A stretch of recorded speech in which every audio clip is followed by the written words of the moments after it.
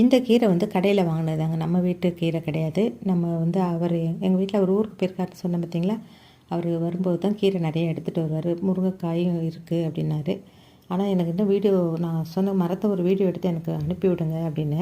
அவர் இன்னும் எடுத்து அனுப்பி விடலை. நான் இப்போ ஊருக்கு நான் போகலைங்க, அவர் மட்டும் தான் போயிருக்காரு. நான் எப்போ ஊருக்கு போகிறேனோ அப்போ நான் உங்களுக்கு அந்த மரத்தை எப்படி இருக்குது அப்படிங்கிறத நான் காட்டுறேன். இந்த கீரை வந்து ஒன்றும் குறை சொல்ல முடியாதுங்க. நல்லா வேஸ்ட்டு ரொம்ப இல்லை, பழுப்பு கீரையும் இல்லை, பூச்சியும் இல்லை, நல்லா இருந்துச்சு. கீரை ஓரளவு டேஸ்ட்டாக தான் இருந்துச்சு. நம்ம மரத்தில் அப்பப்போ ஃப்ரெஷ்ஷாக பறித்து சாப்பிடுவோம்லங்க, எடுத்து சாப்பிட்றதுல ஒரு டேஸ்ட்டு ரொம்ப ஹைலைட்டாக தான் இருக்கும். இதுவும் ஓரளவு நல்லா தான் இருந்துச்சு, ரொம்ப மோசம்னு சொல்ல மாட்டேன், நல்லாவே இருந்தது. இப்போ நம்ம மரத்தோட கதை எப்படி அப்படின்னா, அவர் சொன்னது வச்சு நான் அது இன்னும் வீடியோ எடுக்கலை. எடுத்திருந்தால் தான் எனக்கு அதுக்கு பிறகு என்ன நடந்திருக்குன்னு தெரியும்.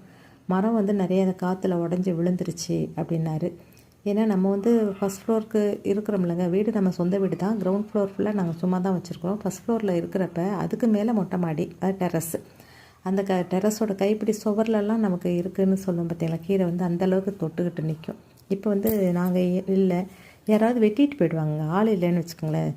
வீட்டு யூஸுக்கும் இருக்கும், இல்லை கடைகளுக்கு போடுறதுக்காகவும் எடுத்துருவாங்க, அல்லது ஆடு மாடுகளுக்கு வெட்டி எடுத்துருவாங்க. அந்த மாதிரி ஒரு ஏரியா தான் அது. யாரையுமே நம்ம வீட்டில் இருந்தால் தான் நம்ம வந்து அந்த சத்தம், வெட்டுற சத்தம் பின்பக்கம் தெரிஞ்சிச்சுன்னா நாங்கள் உடனே சொல்லுவோம். அந்த ஜன்னல் வழியாக சொல்லிட்டோம்னா வெட்டிடாதீங்க அப்படின்னு சொன்னோம்னா, மற்ற மரங்களை வெட்டிக்கங்க, அதை வெட்டாதீங்க அப்படின்னு சொல்லுவோம். பட் கவர் பண்ணி அந்த மாதிரி இது போட முடியாதுங்க, வேலி போடுற மாதிரி இல்லை. அது ஒரு கிரிட்டிக்கலான ஒரு இடத்துல அந்த மரம் இருக்கிறதால சும்மா ஓப்பனில் தான் இருக்கும். பின்பக்கமாக யாராவது போனால் போய் எடுத்துக்கலாம். நாங்கள் வந்து மாடியிலேருந்து தான் பறித்து எடுப்போம். கீரை காய் எல்லாமே உங்களுக்கு மாடியிலேருந்து தான் நான் எடுத்து காமிச்சிருக்கேன் இல்லையா. அப்போ கீழே தரையில் வந்து நடந்து சைடு வீட்டுக்கு பின்பக்கம் போனாங்கன்னா யார் வேணாலும் உடச்சிடலாம். இப்போ நாங்கள் இல்லாததால் அதை ஆள் வெட்டிக்கிட்டு போனாங்களா இல்லை காற்றுல விழுந்துச்சா அப்படின்னு தெரில. இவர் வீடியோ எடுத்து எனக்கு அனுப்பிச்சாரு தானே நம்ம மரம் வந்து எப்படி இருக்குது அப்படிங்கிறது எனக்கு தெரியும். அவர் ஓரளவுக்கு தான் வீடியோ அவருக்கு எடுக்க தெரியுங்க. எந்த அளவுக்கு வீடியோ எடுத்து எனக்கு அனுப்ப போகிறாருன்னு தெரில. நான் ஊருக்கு போனேன்னா அப்போ மரம் வந்து கடவுளேன்னு வெட்டுப்படாமல் இருக்கணும், யார் கையாலையும் இருந்ததுன்னா ஓரளவு ஒடிச்சிட்டு போனாலும் ஓரளவு வச்சிடணுங்க. அவங்க அடியோடு அப்படி பாதி மரத்தை அப்படி முழுசாக வெட்டிடுவாங்க. அந்த மாதிரி தப்பி தப்பி பழைச்ச மரம் தான் அது.